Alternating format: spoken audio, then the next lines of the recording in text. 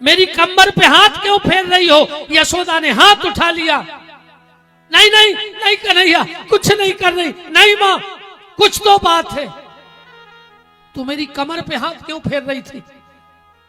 यशोदा रोने लगी, बोले कन्हैया मैं तेरी कमर पे इसलिए हाथ फेर रही थी, तुझे याद है एक बार तूने मटकी फोड़ दी थी और मैंने तुझे रस्सी से बांध दिया था। कन्हैया मैं देख रही थी कि उस रस्सी का निशान घाव आज तेरी कमर पे है कि मिट गया। कन्हैया मैंने तुझे रस्सी से बांधा, तू अपनी मां से नाराज हो गया और मुझे छोड़ के चलाया। कन्हैया वृंदावन लौट चल, सारी मटकी फोड़ देना, अब तेरी मैया तुझे कभी नहीं बांधेगी। तू मुझसे नाराज हो गया ना मेरे लाला। भगवान बोले मां ऐसी बात नहीं है, मैं तुझसे नाराज होके नहीं लौटा था। फिर कन्हैया बोले कि मां जब कोई किसी से कर्ज ले ले और वो ये समझ ले कि अब हम खुद भी बिक जाएं पर ये कर्ज नहीं चुका सकते, तो जिससे कर्ज लिया है उसके सामने जाने में उसको शर्म लगती है। मां मैं तुझसे नाराज होके नहीं लौटा, पर मैं तेरे कर्ज के नीचे इतना दब गया कि मैं तेरी ममता का कर्ज चुकाने के लायक नहीं बचा था, इसलिए मैं दौड़ करके चला आया। यशोदा ने कहा कन्हैया तेरी मां देवकी से पूछ ले, उसे किसी नौकरानी की जरूरत तो नहीं, यहीं पड़ी रहूंगी रे कन्हैया, तेरे घर के सारे काम करूंगी और मजदूरी में मुझे सिर्फ इतना चाहिए कि तू 24 घंटे में एक बार मुझे दर्शन दे देना। बस भूखी रह लूंगी, प्यासी रह लूंगी, पर कन्हैया मैं तुझे देखे बगैर नहीं रह सकती। ऐसा रिश्ता था भगवान का और यशोदा मैया का। इसीलिए भगवान देवकी को छोटी मां कहते थे, रोहिणी को बड़ी मां कहते थे, पर जब यशोदा की चर्चा आती थी तो कहते थे मेरी मां। जिसको भगवान मेरा कह दे, अरे दुनिया भगवान को मेरा कहता है कि भगवान मेरा है, भगवान मेरा है, और जिसे भगवान कह दे कि ये जीवात्मा मेरी है, उस जीवात्मा के भाग्य की क्या प्रशंसा की जाए। तो सुभद्रा जी बोली भैया आज बड़ी मां भाभियों को राधा जी की कथा सुना रही हैं। भगवान बोले मुझे भीतर मत जाने दो, कान लगा के सुन लेने दो। और भगवान ने जो कान लगाया और वहां राधा के विरह की चर्चा चल रही थी। भगवान सुनते सुनते और जोर जोर से दोनों हाथ उठा के चिल्लाने लगे, राधे राधे राधे। और भगवान इतना रोए कि भगवान के हाथ गल गल के जमीन पे गिर गए। भगवान के तैसे दो हाथ ही टूट गए। बलराम जी ने देखा कि कन्हैया के दोनों हाथ टूट के गिर गए, तो वो भी जोर जोर से चिल्लाने लगे। भगवान चिल्ला रहे थे राधा राधा, और भगवान चिल्लाने लगे तो बलराम जी चिल्लाए कन्हैया कन्हैया। तो राधा के प्रेम में भगवान के हाथ गल गए और भगवान के प्रेम में बलराम के हाथ गल गए, दोनों यहां से। बहन ने देखा कि दोनों भाइयों के हाथ गल गए, तो भगवान चिल्ला रहे थे राधा, बलराम चिल्ला रहे थे कन्हैया, और सुभद्रा चिल्लाने लगी भैया भैया भैया। सुभद्रा के हाथ गल गए दो। नारद जी ऊपर खड़े खड़े देख रहे थे। बोले प्रभु जा कौन सी लीला है और इस अवतार का नाम क्या होगा? भगवान बोले नारद इस अवतार का नाम होगा राधा प्रेम गलवित अवतार। राधा के प्रेम में गला हुआ अवतार। नारद जी ने कहा प्रभु हमने तो इस रूप का दर्शन कर लिया, पर अगर कलयुग में कोई आप तीनों भाई बहन के इस रूप का दर्शन करना चाहे तो आप कहां मिलोगे? भगवान बोले नारद चिंता मत करो, पुरी में एक राजा है जिसके यहां संतान नहीं है। पति पत्नी कई वर्षों से पुत्र कामना की प्राप्ति से मेरी आराधना कर रहे हैं। अब मैं उसके यहां अवतार लूंगा राजा के यहां। भगवान ने उसी रात में राजा को स्वप्न दिया कि राजा कल सुबह समुद्र में एक बहुत बड़ी लकड़ी बहती हुई आएगी, तुम उसको लाना और उसकी 3 मूर्ति बनवाना, उसमें हम प्रकट हो जाएंगे। राजा की नींद खुली, दौड़कर समुद्र के पास गया। सच में एक बहुत बड़ी लकड़ी बहती हुई आ रही थी। राजा ने उस लकड़ी को किनारे लगवाया, बड़े बड़े कारीगर मिस्त्री बुलवाए, पर जो भी कारीगर आते और उस लकड़ी में हथौड़ा छेनी लगाते वो हथियार टूट जाते। राजा परेशान हो गया। एक दिन भगवान की माया से प्रेरित देव शिल्पी विश्वकर्मा जी, देव शिल्पी विश्वकर्मा जी राजा के यहां आए।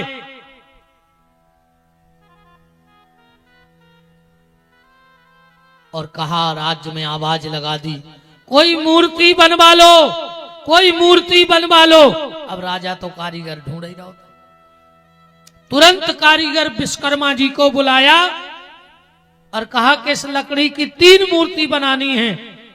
विश्वकर्मा जी ने कहा, राजा एक शर्त रहेगी, 21 दिन में हम मूर्ति बनाएंगे और जब तक हम मूर्ति बनाएंगे ना तो कोई बाहर आएगा ना कोई भीतर जाएगा।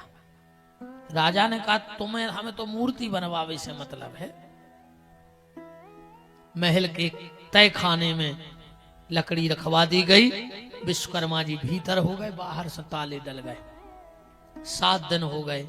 रानी ने राजा से कहा, राजा 7 दिन हो गए हैं, वो विश्वकर्मा जी भीतर गए हैं, ना पानी ना भोजन।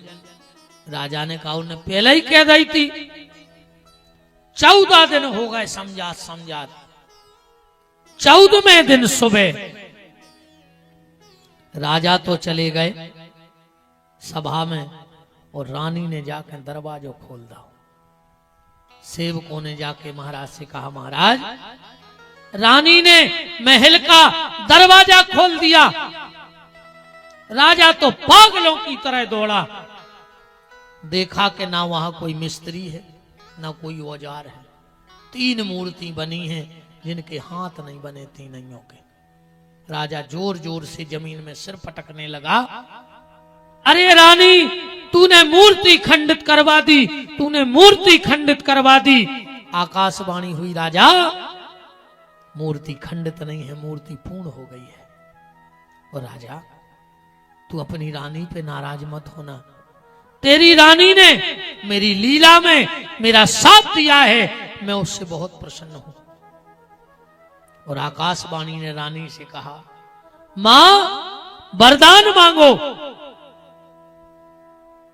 राजा ने इशारा किया कि राज्य में कोई उत्तराधिकारी नहीं है, अपने तो औलाद नहीं है। अब जब आकाशवाणी खुद कह रही है तो पुत्र मांग ले। रानी ने कहा, भगवान मैं जो मांगूंगी मुझे मिलेगा। आकाशवाणी ने फिर कहा, मां वरदान मांगो। राजा ने फिर इशारा किया कि पुत्र मांग ले। रानी ने दोनों हाथ जोड़ के कहा, महाराज अगर वरदान दे नहीं है तो एक वरदान दे दे, हम जिंदगी भर के लाने बांझ हो जाएं, हमारे न कम औलाद ने हो गए। राजा ने कही तुम पागल हो गई, ये कोई वरदान मांगना था? हमने पुत्र मांगने को कहा और तुमने बांझ होने का वरदान मांग लिया। रानी की आंखों में आंसू आ गए। बोले राजा तुमने सुनी नहीं है कि उनने हमसे क्या कही है? उनने हमसे कही है मां वरदान मांगो। राजा अब मैं नहीं चाहती कि जब भगवान ने मुझे मां कह दिया है तो दुनिया में मुझे और कोई मां कहने वाला पैदा हो जाए। आज से वो भगवान ही मेरा बेटा है, मैं ही उसकी मां हूं। भगवान ने कहा धन्य है माता, तुमने मुझे अपना पुत्र माना है और इतना बड़ा वरदान मांग लिया, तो जाओ आज से मैं तुम्हारा बेटा हूं। और जो पुत्र माता पिता का दायित्व पूरा करता है मैं करूंगा। आप कभी जगन्नाथपुरी जाना, ये हमने जगन्नाथ जी के जन्म की कथा सुनाई है आपको। जगन्नाथ जी में जगदीश जो भगवान हैं, उस मंदिर में 3 मूर्तियां हैं, बलराम, सुभद्रा और जगन्नाथ जी माने कृष्ण भगवान। आज भी उनके हाथ नहीं है जगन्नाथ जगदीश जी के 3 जनों के, देखे हुए आप उन्होंने मूर्ति में, और सिर्फ लकड़ी की मूर्ति बनती है जगदीश जी की, जगन्नाथ स्वामी की, और कोई मूर्ति नहीं बनती।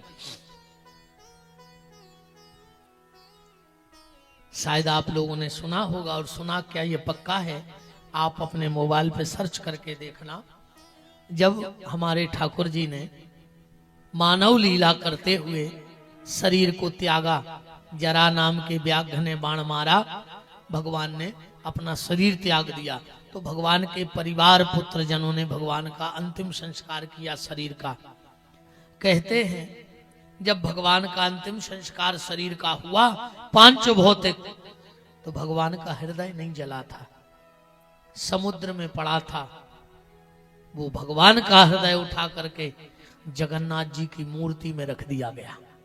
आज भी भगवान कृष्ण का हृदय जगन्नाथ जी में रखा है।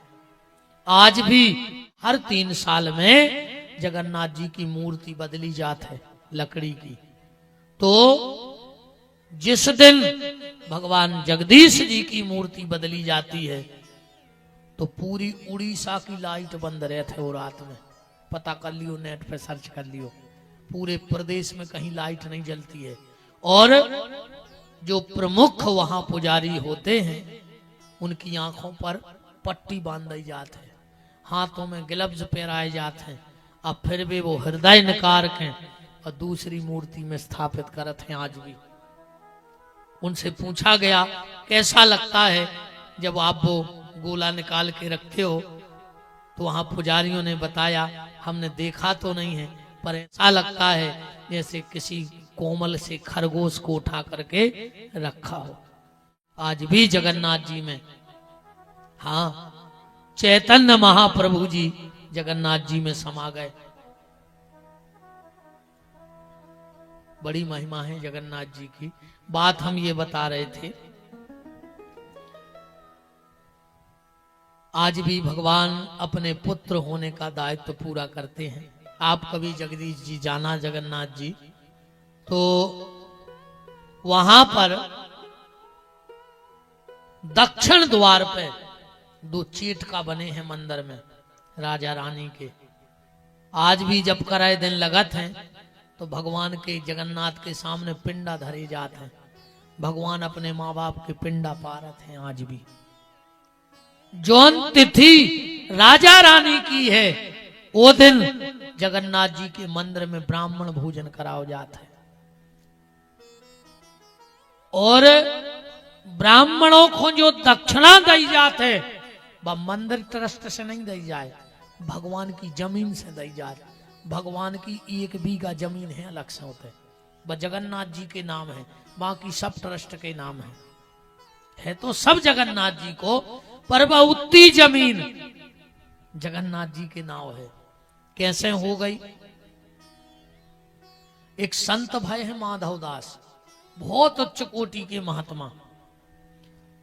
तुम उन्होंने सुनी हो कबहू कथा। एक मैया के ते एक ही बालक हतो,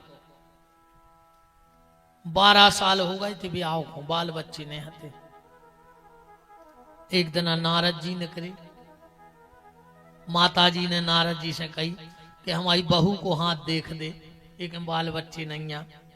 नारद जी ने हाथ देख दो, कह दई 7 जन्मावधि पुत्रो नहीं बचो, 7 जन्म तक ने तो तुम्हारी किस्मत में दादी बनने को योग्य आए, और न तुम्हारी बहू को मां बनने को योग्य आए। सास ने विचार करो कि जब 7 जन्म तक औलाद नहीं होने, तो फिर काय की पूजा पाठ। उन्हें उठाए भगवान और बारे फेंके आई कुगा में, राक्षसनी हो गई, पूजा पाठ बंद। ने जेते ने जलाओ महाराज जी, ये धुआं भरा थे मुंह में, माए जला दे।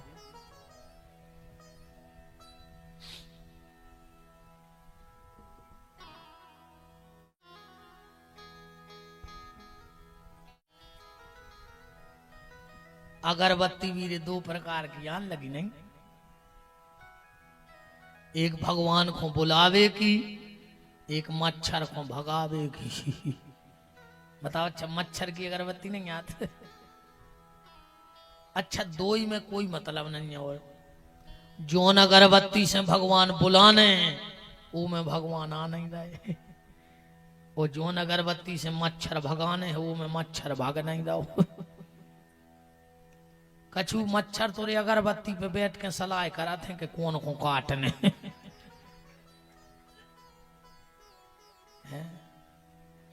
वही अगरबत्ती पे बैठ के सलाह करा थे कि काट भी चलने कौन के। वृंदावन बिहारी लाल की जय हो।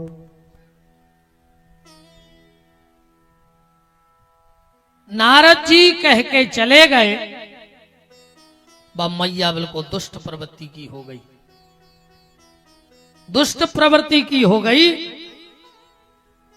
एक दिन की बात, माघ की परिपूर्णिमा, और संत माधवदास उते से निकले।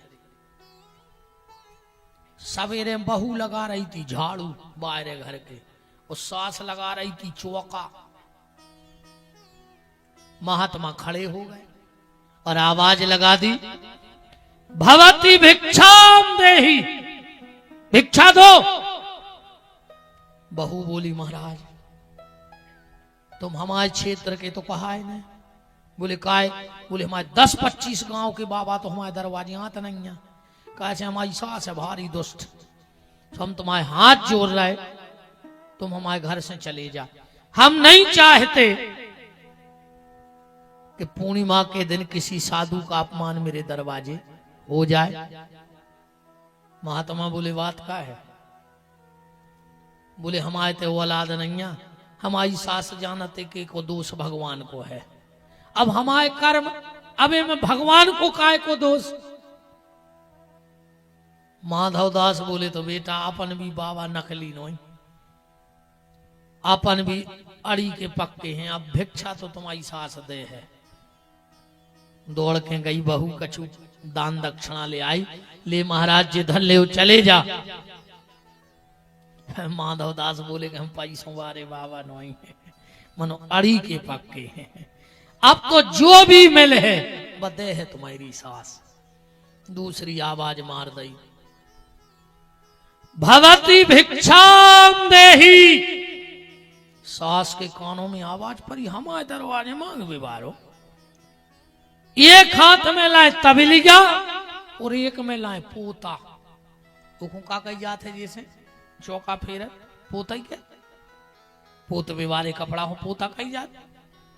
हाथ में लेकर आई और माधवदास को देख के आंखें लाल हो गईं और फेंका को पोता दो महात्मा के मुंह पे। माधवदास बोले, हट!